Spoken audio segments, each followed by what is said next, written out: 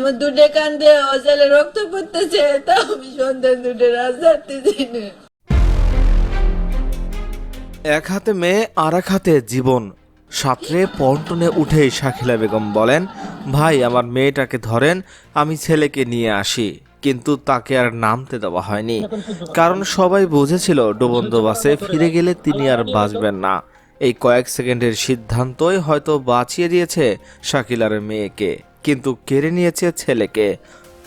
রাজবাড়ী দৌলতদিয়ার ঘাটে গত বুধবার বিকেলের দুর্ঘটনা এখন শুধু একটি সংখ্যা নয়, এটি একাধিক ভাঙ্গা পরিকল্পনার গল্প।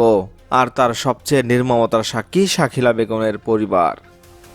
ঈদের ছুটিতে বাড়িতে এসেছিলেন নিশি আক্তার। ঢাকায় ফিরে যাওয়ার পথে ভাবি শাকিলা বেগম, তার ছেলে সাবিত, বয়স 8 বছর, মেয়ে সাবিহা, নিশি ও নিশির একমাত্র মেয়ে সোহনাকে নিয়ে তারা রওনা হন। সাধারণ এক যাত্রা, কিন্তু শেষ হয়ে যায় এক ট্র্যাজেডিতে।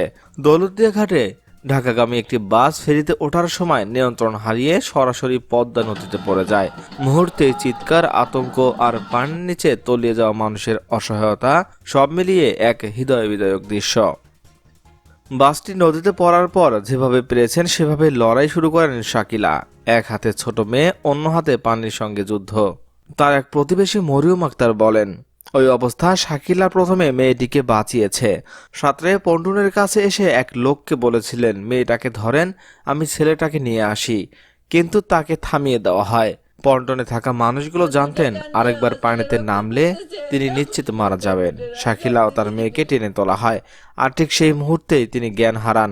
তখনই নিশ্চিত হয়ে যায় ছেলে সাবিত আর ফিরবে না।